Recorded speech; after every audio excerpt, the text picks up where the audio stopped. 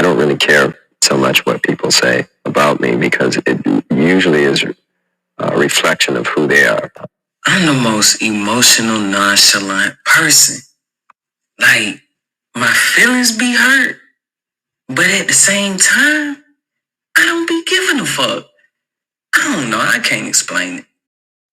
Hey y'all, so I'm back and we finna have a quick little chat, and I'm finna use this as my personal journal, as this is the category that my podcast is in. So let's get to it. So as you guys heard the little interlude going into the podcast, and I'm battling with myself right now, you guys. Like, my mental is all over the place. I was supposed to see my therapist today, and she just wasn't there, you guys. So I go to my therapist's office and I sign in. They tell me that she's out sick.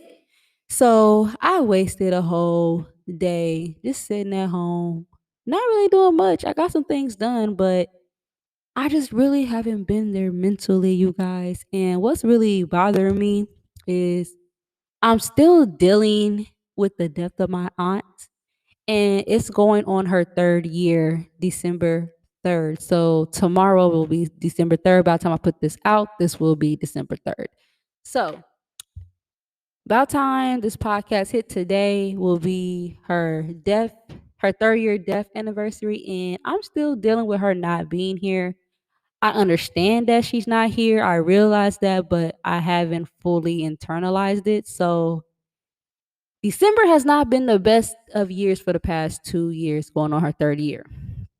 Okay, so I've been just real distant, real quiet, real shut off. I have been just real nonchalant, not really caring about nothing and no one, nothing around me.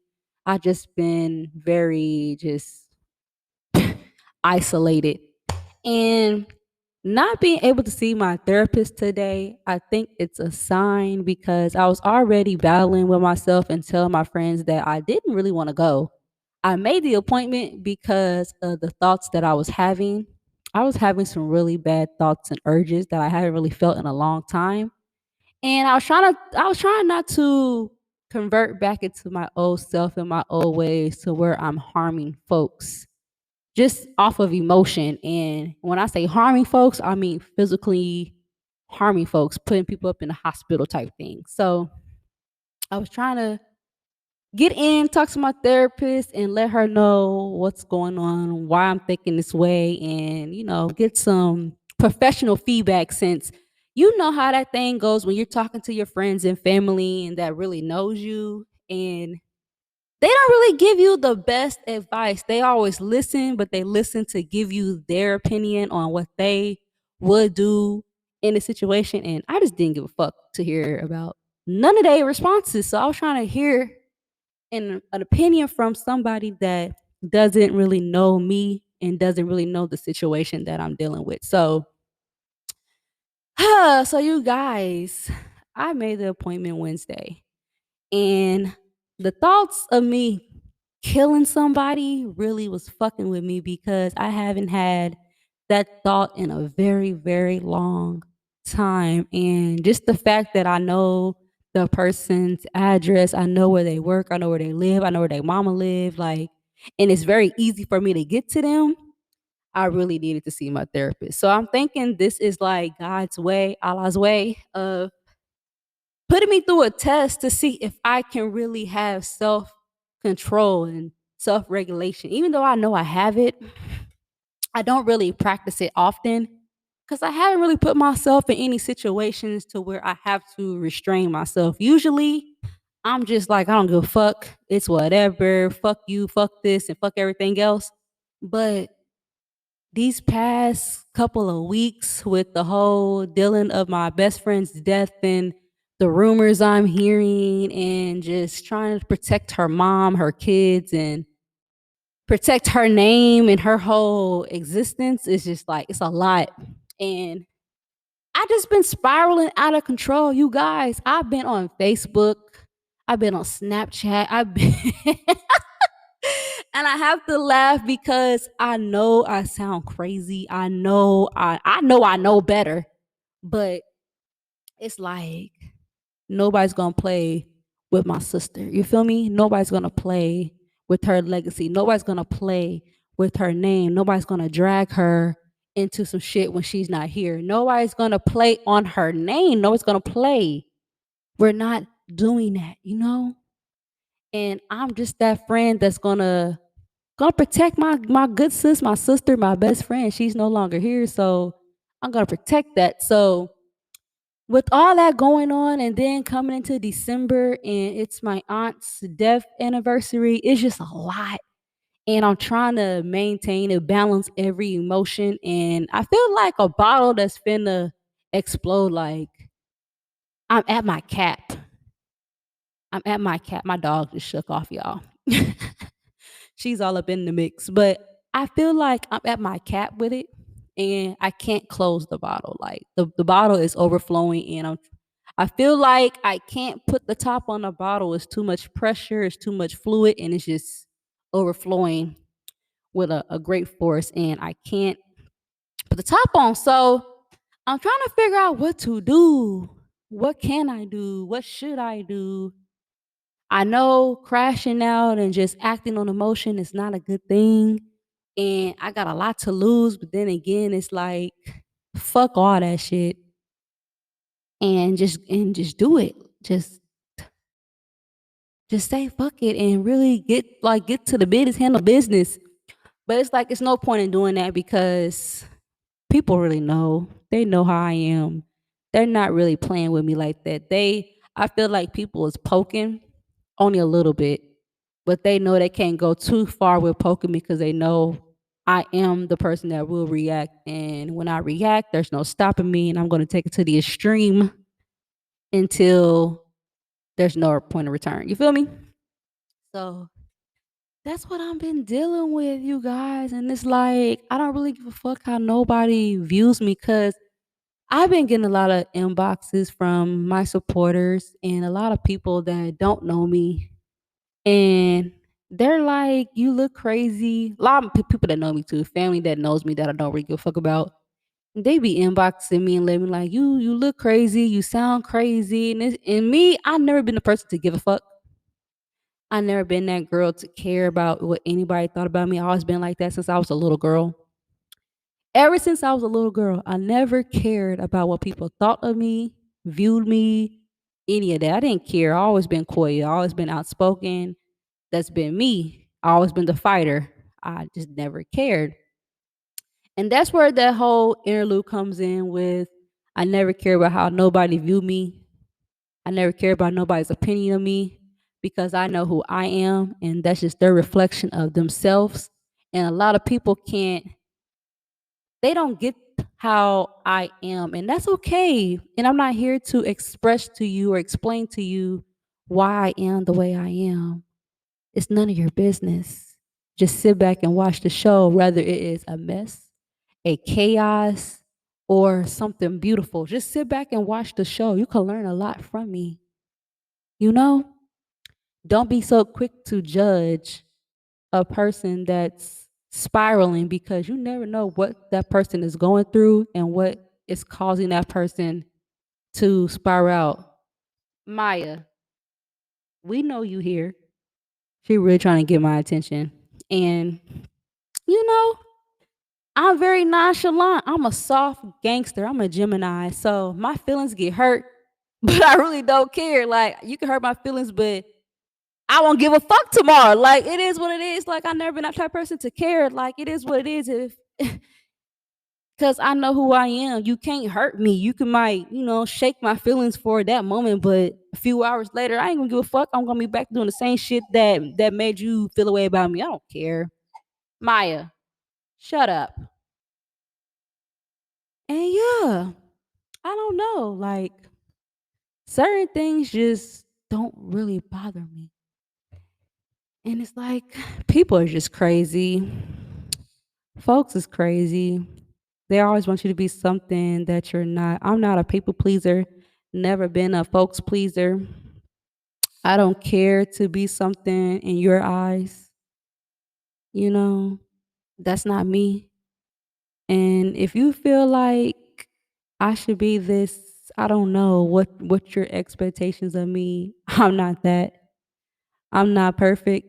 You know what I'm saying? But I'm damn near worth it. But you know what I'm saying? I'm just dealing with some shit. Like this whole grief process is a motherfucker, and nobody really talks about their grief, you know. And it's about time I talk about it. I just really sit home and I don't speak. I stay quiet. I keep everything to myself. I write in my ancestors' journal. I send messages to them. I send smoke signals to them. I don't talk to people because people don't understand me. But I think it's about time that I start speaking on my grief and help it up. Cause there might be somebody that can learn from me and I could teach somebody how to, you know what I'm saying, deal with their grief. So this is what I'm doing. I'm talking through my grief, even though I'm still in that process, I guess, to say. So, like, I dealt with a lot of death over the past 2 years. In 2020, I lost my grandmother. I lost my sister. I lost my brother. My brother and my grandmother, they died in April, a week apart. My sister died a month after my brother and my grandmother. My grandmother, she died in April. And my sister died in May with her two kids. She was pregnant also. They died May 9th. Um, and yeah, that took a toll on me, just losing them five people that quick. My grandma, my brother, my sister, her two kids, and then to find out she was pregnant after the wreck.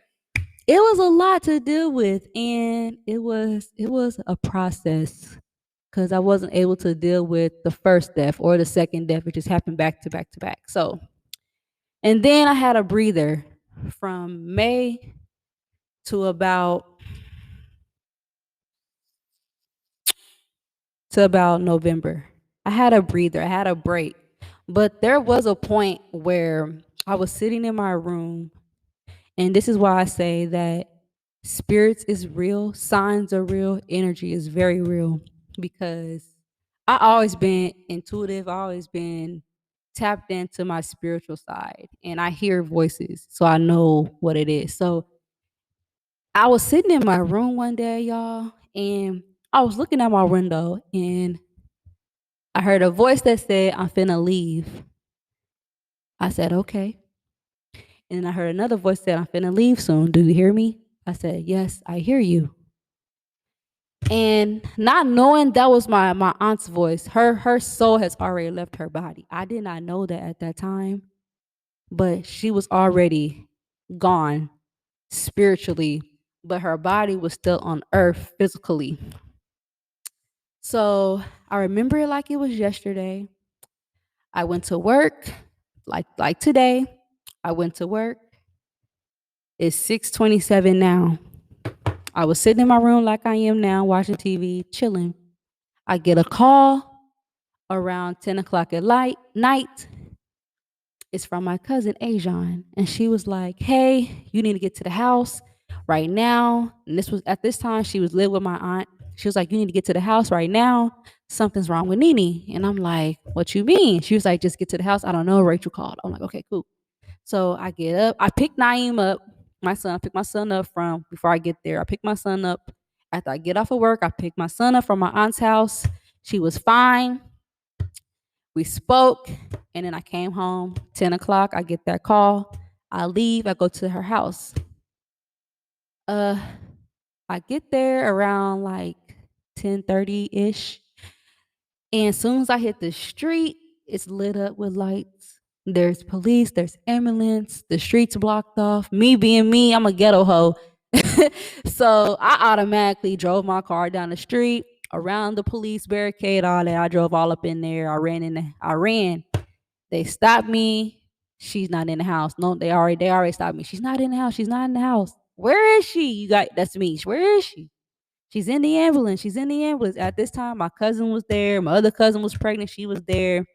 She's in the ambulance. At that time, I had no clue what was going on. My niece was there also. My niece seen her pass. I followed the ambulance to the car, to the hospital. I'm trailing behind the ambulance. I'm the only one. I'm trailing. I'll jump out the car. I see her on a gurney. They're taking her out the ambulance, taking her to the hospital. I run in the hospital. You guys, I'm showing my ass. I'm showing my entire black ass in there. Okay, I'm hollering. I'm frantic. I'm not leaving until I get some answers. I need to know something. Like I'm not leaving until I know she's okay. Whoop. My aunt V is trying to calm me down. She's like, Koya, calm down, calm down. I'm not hearing it, you guys. I'm not hearing it. The doctor comes out, automatically tells us she's gone. After then, I've been a mess since. So so this I'm laughing because it's funny now how I reacted, but I'm still dealing with it. And you guys, you don't you would never know. You would never understand how a person feels that's grieving with death. I didn't see my grandmother on her deathbed. She was laying there with her tongue hanging out her mouth. She had blood running out her nose, her ears, and out her mouth. I still see that to this day. I can't close my eyes at night without seeing my last image of my grandmother. That was the last time I seen her. And when I seen her, she was laying in her bed with blood just running out of her face. So seeing that, the video of my sister circulating on Facebook after her and her boyfriend crashed with her arms hanging out the window, and then hearing a lady in a video saying that the car is crushing her head.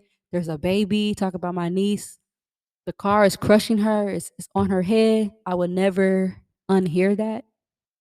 Um, and just my brother died from natural cause. He has cerebral palsy, but just seeing that last image of my grandma and hearing and seeing that video of my sister and her baby, it really fucks with me. So I'm really fucked up, y'all. And this is like a real spill, real tea. I haven't really talked about it. And I really haven't spoke on it. And then the passing and this was in 2020. All that happened in 2020. 2021, it was grieving, but I was still, excuse me, I was still not there. I wasn't there. I wasn't present. I wasn't the nicest person in 2021 after all that happened. After losing all them people in 2020, I was not the nicest girl in 2021. It was a grieving period, okay? And I had to sit with that, go through that. I went through depression. It was a real dark place. Um so yeah, it wasn't really much that nobody can say to get me out of that. I had to really sit in that and really pull myself up out of that, you guys, which led to my bald head. I shaved my head. I just went complete, just I went blank, mind blank. I was just blank, like I can't explain it. And then we're into 2022. It was a smooth year, no deaths, a lot of bullshit, but no deaths. And then boom, my best friend passed. And let's get into that. Since we having real hour, real talk, girl chat, I was looking, my sister, we was cool. We was tight. I lived in Kansas City. I met her through my stepsister. And after just me and her, we clicked. We became very, very close. And we were just irreplaceable ever since. We couldn't be separated. That was my girl. We lived together and everything. We worked together. It was just that was my girl. And then there came a point of time where we had to separate. She had her own house. I had my own house. I had a relationship. She had a relationship. She ended up getting pregnant with two beautiful boys. She had twins, fraternal. And I call them Ace and Deuce. Those are my heartbeat and my pulse. Those are my babies. And there was a time that I had to move back home. And so when I did that, I felt like I lost my sister after I moved back. Then I got pregnant and we got back close. I was pregnant, then found out she was pregnant. I was due January 25th. No, I was due January 24th. She was due um I think like December. No, she was due on Valentine's Day. And I had my son January 15th. She ended up having her daughter on on the day that I was supposed to have Naeem, January 24th. She had BB January 24th. And so our kids are about 2 weeks apart. And that's just how we rock. That was my babe. That was my boo. She went missing for 5 years.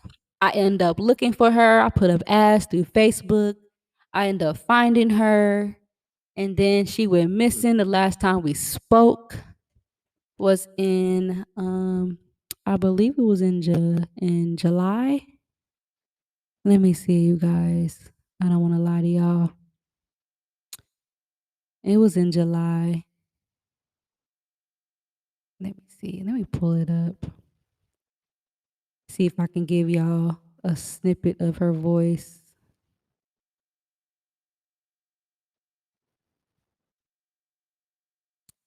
Yeah, our last conversation was in December 30th, 2020, and that's when she was herself. And then after that, she just went missing, and I just couldn't find her. And then we had a conversation. We spoke on the phone, and it was real deep. Yeah, the last time we spoke was in July, and that was the last time I ever heard her. After that last conversation on the phone, I haven't heard from her. She went missing. And then I get a call October 9th. That is my niece that passed. That's her birthday. She passed on my niece's birthday. You see how all these numbers correlate, how they line up with each other? There's something with numbers, and I gotta look deeper into why all these things is happening on certain numbers that's in relation to me. So it's like signs that I gotta look out for. I gotta dig deep into that. But yeah, on October 9th, I get a call, 8:30 exact, from her mom. And her mom tells me that a detective has called her and my best friend was found deceased. And I didn't believe it. I didn't it didn't hit me. I didn't believe it. Like I was like, nah, like I thought I was tripping. So I go to bed, get up the next day. I call her mom back, like, nah, what happened? And she tells me again. I'm like, no, this ain't true. Like this ain't it. And then it's true. Her mom comes into town. They have their funeral. I couldn't make it because I had to work, and I feel very bad that I couldn't make it to her funeral. Her mom sends me the obituary, and that's when it hit me that my best friend is really, really gone. And I really couldn't. I'm kind of glad that I didn't make it to her funeral because I don't know how I would have been able to take that. Like usually when I go to funerals, I can process it. I handle death a little bit different than most folks. I don't cry. I'm more happy. Like I understand death. I understand what a place that's called afterlife. I understand it, so it doesn't affect me. But this death with my best friend hit kind of different, and that really tore me up. And yeah, you guys, so this is why I'm having a mental fuck, like a mind fuck. Like I don't really know what to do with myself. I'm just spiraling out of control. I don't have control of nothing. And I'm used to having control of everything. And this is like it's like my breaking point. But again, like I said, I feel like Allah is just giving me a tester. Like, bitch, you don't need to see a therapist. You need to sit and handle your own shit. You know what needs to be done. And I think I'm doing that with this podcast, just talking my thoughts out and just rolling with it and letting it be what it's going to be. Like, this is the most genuine that I can be. This is the most open that I can be. I can't be no more open than this. I don't like talking to people, so this is what I do. Just talk to myself, put it down in an audio diary form, and then let it be what it's going to be, whether it's accepted or not. This is what it is. So, yeah, fuck everybody that don't really understand me. I don't give a fuck. I'm fucked up in the head, y'all. Like, if y'all really knew what I have endured in my childhood, into my teen years, into my adult years, you you would not have shit to say to me. Like, all these people that think they know me, y'all don't know me. Y'all don't know me. Like, I'm cool. I keep a smile. I crack jokes, but I only do that with people that I really, really trust. And there's only a very few people that I trust. I have friends, but there's only like two people that I can really be vulnerable with. And that's Victoria and Alex. That's it. Victoria and Alex, those are the only two people that really know me and I could be vulnerable with. And I'll say Fulton too. Fulton, my best friend, and AJ, my ex. I can be very vulnerable with them because they understand me. They know what I've been through. They know what I deal with on a day to day. And it's a shocker that I haven't really spazzed out and I haven't harmed myself. I haven't harmed others. I don't have suicidal thoughts. So I feel like I'm okay, even though I'm still hurting a little bit from the deaths that I have seen and the close deaths to me that really mean the most to me. I feel like I'm dealing with it very well. Then I feel like then I think I am. Okay. I feel like I'm handling them very well in my mind. I feel like, bitch, no, it's a defense or some shit. I don't know. I don't know what it is. I just know I feel like I'm handling everything accurately, accordingly. I'm taking the proper steps, taking it one day at a time. If I don't feel like speaking, I won't. If I don't want to be around nobody, I won't. If I feel like I need to isolate, I will. If I gotta block people, I will. If I gotta change my number, I will. And I feel like this is better for me, just speaking my truth. I don't trust a lot of y'all. I don't trust, yeah, I just don't trust a lot of my friends. I don't. And if you wasn't named in the four people that I can be vulnerable with, I don't trust you. I don't. And it's just that's just what it is. It's either you have done some snake shit or you have moved funny and I caught your play and I just don't fuck with you. And it's okay. I respect you. I just don't fuck with you. And there's nothing wrong with that. There's no hating that. It's just I don't trust you with what I got going on. I don't trust you to speak to you about what I got going on. And that's just what it is. So that's my mental take, my little mental wrap, what I got going on. This is episode 8. And this is just a mental wrap up of what Koya is dealing with. This is a personal journal. And yeah, you guys, hopefully we can have more girl talks like this. If you like this, let me know. I will put a poll up. Make sure you check out the poll. Give me your input on it. If you understand what I'm talking about, or you looking, if you want to help me, or you got some advice for me to deal with my mental and help me get through what I'm getting through, inbox me on Instagram. We can chat, you guys. So make sure you share the podcast, keep in touch, and you guys, I will see you later. Thanks for tapping in with me, y'all.